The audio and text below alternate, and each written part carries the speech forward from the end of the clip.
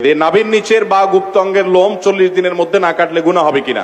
এরপরে প্রশ্ন হলো গোসলখানার ভেতর বিবস্ত্র হয়ে গোসল করলে গুনাহ হবে কিনা। হাফ প্যান্ট পরে ফরজ গোসল করলে ফরজ গোসল হবে কিনা, বা ওই ফরজ গোসল নামাজ চলবে কিনা। এরপরে প্রশ্ন হলো চেয়ারে বসে নামাজ পড়লে নামাজ হবে কিনা।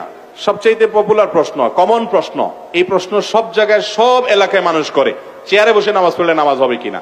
যারা আল্লাহ তাআলা সুস্থ রাখছেন কমর টমর, এরা মনে হয় চেয়ারে বসে নামাজ পড়া মানুষগুলো দেখলে খুব মেজাজ গরম হয় মনে হয়। অথবা যারা চেয়ারে বসে নামাজ পড়েন তাদের মধ্যে অনেকে মনে করেন যে চেয়ারে বসে নামাজ পড়লে একটু ভাবসাব আসে কিনা আল্লাহ জানে।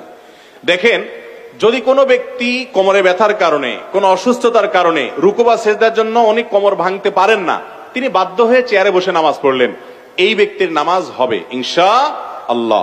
একজন দাঁড়াতে পারেন, তিনি দাঁড়াবেন, কিন্তু রুকুটা করতে পারেন না, তাহলে সোজা বসে ইশারা রুকু করবেন, ইশারা সিজদা, এটা জায়েজ আছে। নবী করিম সাল্লাল্লাহু আলাইহি ওয়াসাল্লাম এক সাহাবীকে বলেছেন, তুমি দাঁড়িয়ে নামাজ পড়বে, দাঁড়িয়ে পড়তে পারো না বসে পড়বে, বসে পড়তে পারো না তুমি ইশারায় পড়বে, কিন্তু নামাজ তোমাকে পড়তে হবে। অতএব যদি কেউ চেয়ারে বসা ছাড়া স্বাভাবিকভাবে নামাজ পড়তে না পারেন, অপারগ হন, তার জন্য এটা জায়েজ আছে। কিন্তু আপনি একজন সুস্থ সবল মানুষ, গাছে উঠতে পারেন, ধান ক্ষেত নিরাইতে পারেন, দুনিয়ার সব কাজ করতে পারেন, লাফালাফি সব করতে পারেন, শুধু মসজিদে এসে একটা চেয়ার টান দিয়ে বসে যান, এই মানুষের নামাজ হবে না। যদি আপনার সক্ষমতা থাকে, অনেকে আছে শরীরটা একটু খারাপ লাগতেছে, আজকে একটু ম্যাজ করতেছে, চেয়ারটা বসে নামাজ পড়ে ফেললাম। অনেক ভাইরা আছেন মনে করেন যে নামাজ হবে না, নামাজ হবে না। বিশেষ করে ফরজ নামাজ হওয়ার কোন রাস্তা নাই। ফরজ নামাজের দানোটা একটা ফরজ, রুকু করা একটা ফরজ, সিজদা করা আরেকটা ফরজ, এগুলো করতে হবে। আপনি আল্লাহর সামনে এসে ভাবসাব নিলে, গোলামি করতে এসে আবার কিসের ভাবসাব, বিধায় নামাজ কিন্তু হবে না। আল্লাহ তাআলা আমাদেরকে বোঝার তৌফিক দান করুন। অতএব চেয়ারে বসে নামাজ পড়লে নামাজ হবে শর্ত সাপেক্ষে। আজকাল মসজিদগুলোতে এত চেয়ার হয়েছে, আমি সবসময় বলি যে মসজিদ নাকি আকিস প্লাস্টিকের কোন দোকান বুঝাই কঠিন। আজ থেকে 10 বছর আগে এত মাজা ব্যথার রোগী আমাদের দেশে ছিল না, আজকাল যত হয়েছে। হয়তো রোগী বেড়ে গেছে, হয়তো রোগী বেড়ে গেছে, কিন্তু আমাদেরকে মনে রাখতে হবে ওজোর থাকলে জায়েজ আছে, ওজোর না থাকলে একটু শরীর খারাপ দেখে আপনি চেয়ারে নামাজ পড়লে নামাজ হবে, ফরজ নামাজ হবে না। নাভির নিচের বা গুপ্ত অঙ্গের লোম 40 দিনের মধ্যে না কাটলে গুনাহ হবে কিনা।